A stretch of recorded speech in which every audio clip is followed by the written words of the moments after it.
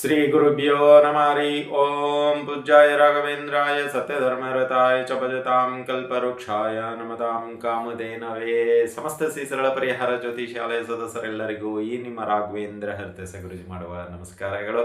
ಸಮಸ್ತ ಕುಲಬಾಂಧವರಿಗೆ SSP ಜ್ಯೋತಿಷಾಲಯ YouTube ಚಾನಲ್ಗೆ ಸ್ವಾಗತ ಸುಸ್ವಾಗತ ಕೋರುತ್ತಾ ಈ ಒಂದು ಆಗಸ್ಟ್ ತಿಂಗಳ ಮೊದಲನೇ ವಾರದ ಸಾಪ್ತಾಹಿಕ ಭವಿಷ್ಯ ತಿಳಿದುಕೊಳ್ಳೋಣ. 2ನೇ ತಾರೀಕಿನಿಂದ 8ನೇ ತಾರೀಕುವರೆಗೂ ದ್ವಾದಶ ರಾಶಿಗಳಾದ ಮೀನ ರಾಶಿಯಿಂದ ಮೇಷರಾಶಿ ಅಥವಾ ಮೇಷರಾಶಿಯಿಂದ ಮೀನರಾಶಿಯವರೆಗೂ ಯಾವೆಲ್ಲ ಅನುಕೂಲತೆಗಳು ಅನಾನುಕೂಲತೆಗಳು ಪರಿಹಾರಗಳು ಯಾವ ರೀತಿಯಲ್ಲಿರುತ್ತೆ, ಈ ವಾರದ ಗ್ರಹ ಸಂಚಾರ ಯಾವ ರೀತಿಯಲ್ಲಿರುತ್ತೆ, ಈ ವಾರದ ಶುಭ ಕಾರ್ಯಗಳು ಅಥವಾ ಶುಭ ಕಾರ್ಯಕ್ರಮಗಳು ಅಥವಾ ಹಬ್ಬಗಳು ಯಾವ್ಯಾವಿವೆ ಮತ್ತು ಏನಾದರೂ ಯೋಗಗಳು ಕೂಡಿ ಬರುತ್ತಾ ಅದೆಲ್ಲವನ್ನ ಈ ಒಂದು ವಿಡಿಯೋದಲ್ಲಿ ನೋಡುವಂಥದ್ದಾಗುತ್ತೆ.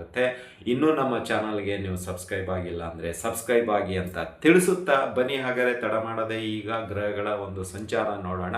ಮೊದಲನೇದಾಗಿ ಶನಿ ಮಹಾರಾಜರು ನಿಮಗೆ ಮೀನರಾಶಿಯಲ್ಲಿ ವಕ್ರಿಯರಾಗಿ ಸಂಚಾರ ಮಾಡ್ತಾ ಇದ್ದಾರೆ. ಎರಡನೇದು ರಾಹು ಕುಂಭರಾಶಿಯಲ್ಲಿದ್ದಾರೆ, ಕೇತು ಸಿಂಹರಾಶಿಯಲ್ಲಿದ್ದಾರೆ, ಗುರು ಕರ್ಕಾಟಕ ರಾಶಿಯಲ್ಲಿದ್ದಾರೆ, ಕುಜ ನಿಮಗೆ ವೃಷಭ ರಾಶಿಯಲ್ಲಿದ್ದಾರೆ, ಬುಧ ಮಿಥುನ ರಾಶಿಯಲ್ಲಿದ್ದಾರೆ, ಅದೇ ರೀತಿಯಾಗಿ ರವಿ ಕೂಡ ಕರ್ಕಾಟಕ ರಾಶಿಯಲ್ಲಿದ್ದಾರೆ, ಶುಕ್ರ ಕನ್ಯಾ ರಾಶಿಯಲ್ಲಿ ಇದ್ದಾರೆ. ಇದಿಷ್ಟು ಗ್ರಹ ಸಂಚಾರ 2ನೇ ತಾರೀಕಿನಲ್ಲಿ ಇರತಕ್ಕಂಥದ್ದು.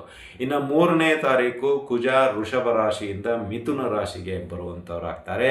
ಅದೇ ರೀತಿಯಾಗಿ ಬುಧ 6ನೇ ತಾರೀಕು ಮಿಥುನ ರಾಶಿಯಿಂದ ಕರ್ಕಾಟಕ ರಾಶಿಗೆ ಬರುವಂಥವ್ರಾಗ್ತಾರೆ. ಇದಿಷ್ಟು ಬದಲಾವಣೆ ಈ ತಿಂಗಳಲ್ಲಿ ಇರತಕ್ಕಂಥ ಗ್ರಹ ಸಂಚಾರ. ಅದೇ ರೀತಿಯಾಗಿ ಈ ಒಂದು 2ನೇ ತಾರೀಕಿಗೆ ಸಂಕಷ್ಟ ಚತುರ್ಥಿ ಇದೆ, ಮತ್ತು ನಿಮಗೆ 4ನೇ ತಾರೀಕು ಷಷ್ಠಿ ಇದೆ. ಅದೇ ರೀತಿಯಾಗಿ ಆಷಾಢ ಮಾಸದ ಶುಕ್ರವಾರ ನಿಮಗೆ 7ನೇ ತಾರೀಕು ಬರುವಂಥದ್ದಾಗತ್ತೆ. ಸೊ ಆಷಾಢ ಶುಕ್ರವಾರ ತುಂಬ ಪ್ರಮುಖವಾಗಿರತಕ್ಕಂಥದ್ದು. ಎಲ್ಲ ಅಮ್ಮನವರ ದೇವಸ್ಥಾನದಲ್ಲಿ ವಿಶೇಷ ಪೂಜೆ ಪುನಸ್ಕಾರಗಳು ನಡೆಯುವಂಥದ್ದು. ಹಾಗಾಗಿ ಈ 2026ರ ಆಷಾಢ ಮಾಸದ 4ನೇ ಶುಕ್ರವಾರ 7ನೇ ತಾರೀಕು ಬಂದಿರುತ್ತೆ. ಸೊ ಆ ದಿನ ವಿಶೇಷವಾಗಿ ಶ್ರೀ ಐಶ್ವರ್ಯ ಲಕ್ಷ್ಮೀ ದೇವಿಗೆ ದೀಪಾಲಂಕಾರ, ವಿಶೇಷ ಅಲಂಕಾರ ಎಲ್ಲ ಸೇವೆಗಳು ಇರುತ್ತೆ. ಮಾಡಿಸುವಂಥವ್ರು ಮಾಡಿಸ್ಬೋದು ಅಂತ ತಿಳಿಸುತ್ತಾ, ಇನ್ನು ಅದೇ ರೀತಿಯಾಗಿ ಈ ಒಂದು ವಾರದಲ್ಲಿ ಬುಧ ಆದಿತ್ಯ ಯೋಗ ಕೂಡಿ ಬರುವಂಥದ್ದಾಗತ್ತೆ. ಅಂದರೆ ಇಲ್ಲಿ ಬುಧ 6ನೇ ತಾರೀಕು ಕರ್ಕಾಟಕ ರಾಶಿಯಲ್ಲಿ ಬರುತ್ತಾರೆ. ಕರ್ಕಾಟಕ ರಾಶಿಯಲ್ಲಿ ಆಲ್ರೆಡಿ ಸೂರ್ಯ ಇರೋದರಿಂದ ಇಲ್ಲಿ ಬುಧ ಆದಿತ್ಯ ಯೋಗ ಈ ಒಂದು ವಾರದಲ್ಲಿ ಕೂಡಿ ಬರುವಂಥದ್ದಾಗತ್ತೆ. ಇದಿಷ್ಟು ಈ ವಾರದ ಸಂಕ್ಷಿಪ್ತ ಮಾಹಿತಿ. ಇದಕ್ಕನುಗುಣವಾಗಿ ದ್ವಾದಶ ರಾಶಿಗಳ ಭವಿಷ್ಯ ಮೇಷರಾಶಿಯಿಂದ ಮೀನ ರಾಶಿಯವರೆಗೆ ಯಾವೆಲ್ಲ ರೀತಿಯಲ್ಲಿರುತ್ತೆ ತಿಳಿದುಕೊಳ್ಳೋಣ ಬನ್ನಿ.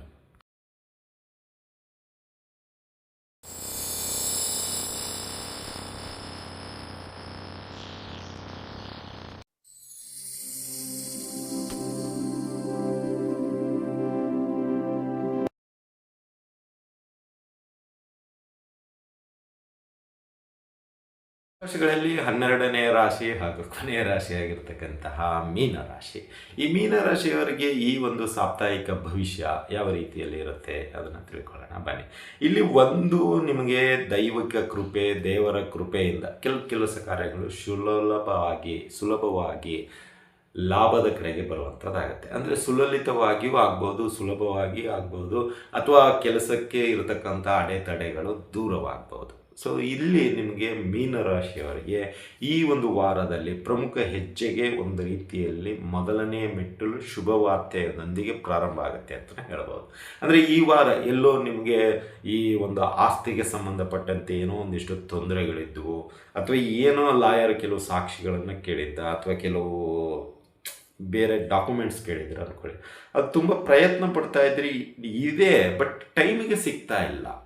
ಅದು ಹೋದ ವಾರ ಎಲ್ಲ ವಾದ ವಿವಾದಗಳು ಆಗೋಗ್ಬಿಟ್ಟಿತ್ತು, ಎಲ್ಲೋ ಮರೆತು ಒಂದು ಜಾಗದಲ್ಲಿ ಇಟ್ಬಿಟ್ಟಿದ್ದೀರಾ, ಅದು ನಿಮಗೆ ಎಲ್ಲಿ ಇಟ್ಟಿದ್ದೀನಿ ಅನ್ನೋ ಜ್ಞಾಪಕನೇ ಬರ್ತಾ ಇಲ್ಲ. ಸೊ ಹೀಗಾಗಿ ಅವ್ರಿಗೆ ಅಲ್ಲಿ ಏನಂತೀರ ಅವ್ರ ಪಾಪ ಅಲ್ಲಿ ಸಬ್ಮಿಟ್ ಮಾಡಬೇಕಾಗಿದೆ, ಸಿಗ್ತಾ ಇಲ್ಲ ಅಂದಾಗ ಅವರಲ್ಲಿ ಈ ಮಾತನ್ನು ಹೇಳಿಕ್ಕಾಗಲ್ಲ. ಯಾಕೆಂದರೆ ಅವರು ಆಲ್ರೆಡಿ ಹೇಳಿಬಿಟ್ಟಿದ್ದಾರೆ ನನ್ನ ಸಾಕ್ಷಿ ಇದೆ ಅಂತೇಳಿ. ಬಟ್ ಈ ರೀತಿ ಇದ್ದಾಗ ನೀವು ತುಂಬ ಟೆನ್ಷನಲ್ಲಿ ಹೋದವಾರೆಲ್ಲ ಇಡೀ ಕುಟುಂಬ ಸದಸ್ಯರ ಜೊತೆಗೆ ವಾದ ವಿವಾದಗಳಿಗೆ ಇಳಿದಿದ್ರಿ. ಆದರೆ ಈಗೇನಾಗ್ಬಿಡುತ್ತಂದರೆ ಈ ಒಂದು 2ನೇ ತಾರೀಕು ಅದು ಸಡನ್ನಾಗಿ ಸಿಕ್ಕಾಕೊಂಡ್ಬಿಡುತ್ತೆ. ಏನಂತೀರ, ಹೋದ ಜೀವ ಮತ್ತೆ ಬಂದಂತೆ ಆಗೋಗ್ಬಿಡುತ್ತೆ. ತುಂಬ ಖುಷಿ ಇದ್ದರೆ ಅವರಿಗೆ ಕಾಲ್ ಮಾಡಿ ಮತ್ತೆ ಆ ಎಲ್ಲ ಸಾಕ್ಷಿಗಳನ್ನು ನಿಮ್ಮ ಒಂದು ಏನಂತೀರ ವಾಲಂಟಿಯರ್ ಆಗಿ ಸಬ್ಮಿಟ್ ಮಾಡುವಂಥದ್ದಾಗುತ್ತೆ. ಇದರಿಂದ ಆ ಒಂದು ಇದಕ್ಕೆ ದೈವಿಕ ಕೃಪೆ ಇದೆ ಅಂತಲೇ ತಿಳ್ಕೊಳ್ಳಿ. ಅಂದರೆ ಅದು ಸಿಗ್ತಾ ಇರಲಿಲ್ಲ, ಎಲ್ಲೋ ನೀವು ಯಾವಾಗೋ ಮಾಡಿರ್ತಕ್ಕಂಥ ಪುಣ್ಯ ಕಾರ್ಯ, ದಾನ, ಧರ್ಮ ಈ ಒಂದು ಕೊನೆಯ ಗಳಿಗೆಯಲ್ಲಿ ಅದು ಒಂದು ರೀತಿಯಲ್ಲಿ ದೈವಿಕ ಶಕ್ತಿಯ ಮುಖಾಂತರ ನಿಮಗೆ ಆ ಫೈಲು ಸಿಗುವಂಥದ್ದಾಗುತ್ತೆ, ಅಥವಾ ಆ ಸಾಕ್ಷಿ ನಿಮಗೆ ತಲುಪಿಸುವಂಥದ್ದಾಗುತ್ತೆ ಅಂತಲೇ ಹೇಳ್ಬೋದು. ಇದು ಒಂದು. ಇನ್ನು 2ನೇದು ದೈವಿಕ ಶಕ್ತಿಯಂತ್ರ ಶತ್ರುಗಳು ನಾಶ ಆಗೋಗುತ್ತೆ. ಈ ವಾರ ತುಂಬ ಶತ್ರುಗಳು ಕಾಡ್ತಾ ಇದ್ರು. ಗುರುಗಳೇ ತುಂಬ ನಮಗೆ ಏನಂತೀರ, ಜೀವನ ಚೆನ್ನಾಗಿ ನಡೀತಾ ಇದ್ದಾಗ ಈ ಶತ್ರುಗಳದ್ದು ಒಂದಿಷ್ಟು ಕಾಟ, ಅಥವಾ ಈ ಆಗು ಹೋಗುವವರ ಒಂದು ರೀತಿಯಲ್ಲಿ ವ್ಯಂಗ್ಯ ಮಾತುಗಳು, ಅದು ನನಗೆ ಜೀವನ ಮಾಡಲಿಕ್ಕಾಗ್ತಾ ಇಲ್ಲ ಅಂತ ಪಾಪ ಒಂದಿಷ್ಟು ಮೀನರಾಶಿಯವರು ಮೆಸೇಜ್ ಹಾಕಿದ್ದೀರ ವಾಟ್ಸಪ್ಪು. ಗೊತ್ತಾಗುತ್ತೆ, ಯಾಕೆಂದರೆ ಈಗ 5.5 ಶನಿ ಅಲ್ಲ, ಸ್ವಲ್ಪ ಇಲ್ಲಿ ಶತ್ರುಗಳದೇ ಕೈವಾಡ ಜಾಸ್ತಿ ಇರುತ್ತೆ, ಅಥವಾ ನಮಗೆ ಆಗದೇ ಇರುವ ವ್ಯಕ್ತಿಯ ಒಂದಿಷ್ಟು ಕೈವಾಡ ಇರುತ್ತೆ, ಇಲ್ಲ ಅಂತ ಹೇಳಿಕ್ಕಾಗಲ್ಲ. ಬಟ್ ಅದನ್ನೇ ನಾವು ಫೋಕಸ್ ಹಾಕೋದು ಬೇಡ ಇಲ್ಲಿ. ಅಂದರೆ ಒಳ್ಳೆ ಬಂಗಾರದಂತಹ ದಿನಗಳು ಬಂದಾಗ ನಾವು ಕಬ್ಬಿಣ ಬಗ್ಗೆ ಯಾಕೆ ಯೋಚನೆ ಮಾಡಬೇಕು? ಕರೆಕ್ಟ್ ಅಲ್ಲ? ಈಗ ಬಂಗಾರದ ದಿನಗಳು ಬರ್ತಾ ಇದೆ. ಈಗ ನೋಡಿ, ದೈವಿಕ ಕೃಪೆ ಇದು. ಈಗ ಸಾಕ್ಷಿಗೋಸ್ಕರ ನೀವು ಹೋದವರೆಲ್ಲ ಎಷ್ಟು ತುಂಬ ನೋವುಗಳನ್ನು ಅನುಭವಿಸ್ಬಿಟ್ಟಿದ್ರಿ. ಅವ್ರ ಹತ್ರ ಬೈಸ್ಕೊಳ್ತಾ ಇದ್ರಿ, ಲಾಯರ್ ಹತ್ರ ಅಥವಾ ಇನ್ನೊಬ್ಬರ ಹತ್ರ ಏನೋ ಹಂಚ್ಕೊಳ್ತಾ ಇದ್ರಿ.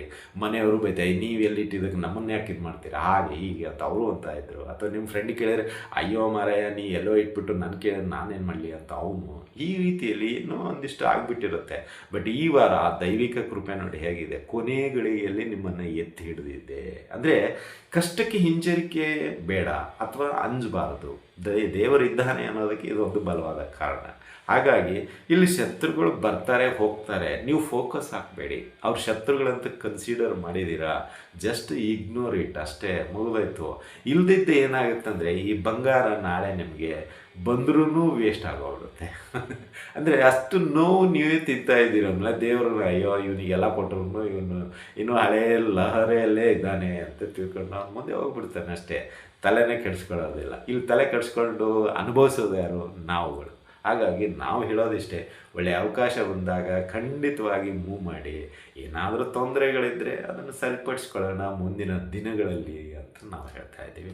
ಇನ್ನು ಅದೇ ರೀತಿಯಾಗಿ ಈ ವಾರ ಸಾಧ್ಯವಾದಷ್ಟು ಸಾತ್ವಿಕರ ಜೊತೆಗೆ ಸಹವಾಸವನ್ನು ಮಾಡ್ತೀರಾ. ಅಂದರೆ ಅವ್ರ ಜೊತೆ ಸಂಪರ್ಕ, ಈ ಜ್ಯೋತಿಷ್ಯಗಾರ ಆಗಿರ್ಬೋದು, ಪಾಠ ಕಲಿಸುವಂಥ ಮೇಷ್ಟ್ರಾಗಿರ್ಬೋದು, ಅಥವಾ ಆಧ್ಯಾತ್ಮಿಕ ಕ್ಷೇತ್ರಗಳಲ್ಲಿ ಮಾಡುವಂಥ ಕೆಲಸಗಾರರಾಗಿರ್ಬೋದು, ಅಥವಾ ಇನ್ನಿತರ ಒಂದಿಷ್ಟೇನೋ ಸಾತ್ವಿಕರ ಜನ ಅಂತೇಳಿ ಕರೀತೀವಿ. ಸೊ ಅವರ ಜೊತೆಗೆ ಒಂದಿಷ್ಟೇನೋ ಒಡನಾಟ ಜಾಸ್ತಿ ಆಗುತ್ತೆ. ಅವರ ಆಗು ಹೋಗುಗಳನ್ನು ನೋಡ್ತಾ ಇರ್ತೀರಾ. ಏನಾದರೂ ಸಮಸ್ಯೆಗಳಿದ್ದರೆ ಹೇಗೆ ಬಗೆಹರಿಸ್ಕೊಳ್ಳೋದು ಅಂತ ತಿಳ್ಕೊಳ್ತೀರಾ. ಸೊ ಇದೆಲ್ಲ ನಿಮಗೆ ಸ್ವಲ್ಪ ಏನಾಗುತ್ತೆ ಅಂದರೆ ಏನಂತೀರ, ಒಳ್ಳೆಯ ಮೃಷ್ಟಾನ್ನ ಭೋಜನ ಅಂತೀವಿ. ಅಂದರೆ ಒಳ್ಳೆಯ ಊಟ ಸಿಕ್ಕಂಗೆ, ಆ ಕಷ್ಟಕ್ಕೆ ಎಲ್ಲೋ ನನಗೆ ಭವಿಷ್ಯ ಕಾಲದಲ್ಲಿ ಅನುಕೂಲ ಆಗುತ್ತೆ ಅನ್ನೋದು ಆಗುತ್ತೆ. ಹಾಗೂ ದುಷ್ಟರ ಒಂದಿಷ್ಟು ಸವಾಸದಿಂದ ದೂರ ಇರ್ತೀರ. ಇವಾಗ ಮೀನರಾಶಿಯವರು ಇವೆಲ್ಲ ಒಳ್ಳೆಯ ಫಲಗಳು. ಇನ್ನು ಒಂದಿಷ್ಟು ಅನಾನುಕೂಲಗಳು ಇದೆ. ಅನಾನುಕೂಲಗಳಂದರೆ ಒಂದಿಷ್ಟು ಅನಾರೋಗ್ಯದ ಸಮಸ್ಯೆ ನಿಮ್ಗೆ ಕಾಡುವಂಥದ್ದಾಗುತ್ತೆ. ಈ ವಾರ ಸ್ವಲ್ಪ ಎಲ್ಲೋ ಮಾನಸಿಕ ಹಳೆಯ ಒತ್ತಡಗಳು ಅಂತ ಹೇಳಿದ್ನಲ್ಲ, ಅದು ಮತ್ತೆ ನೀವು ರಿವೈಂಡ್ ಮಾಡಿಕೊಂಡು ಒಂದಿಷ್ಟು ಅನಾನುಕೂಲತೆಗಳನ್ನು ತಂದುಕೊಳ್ಳುವಂಥದ್ದಾಗುತ್ತೆ ಅಂತ ಹೇಳೋ. ಅದೇ ರೀತಿಯಾಗಿ ಒಂದಿಷ್ಟು ಖರ್ಚುಗಳು ಶನಿ ಮತ್ತೆ ತಂದು ಒಡ್ಡುತ್ತಾನೆ. ಕೆಲವು ಬೆಲೆ ಬಾಳುವ ವಸ್ತುಗಳು ಕಳ್ಳತನವಾಗ್ಬೋದು, ಅಥವಾ ಕೈಯಂತ್ರ ಬಿದ್ದು ಹಾಳಾಗೋಗ್ಬೋದು. ನಿಮ್ಮ ಕೈಯಂತ್ರನೇ, ಸ್ವತಃ ಬೇರೆಯವ್ರದ್ದಲ್ಲ, ನಿಮ್ಮ ಕೈಯಂತ್ರನೇ ಅದು ಬಿದ್ದು ಹಾಳಾಗಿ ಹೋಗುವಂಥ ಪ್ರಮೇಯ ಕೂಡ ಈ ವಾರದಲ್ಲಿ ಸಿಗುವಂಥದ್ದಾಗುತ್ತೆ ಅಂತ ಹೇಳ್ಬೋದು.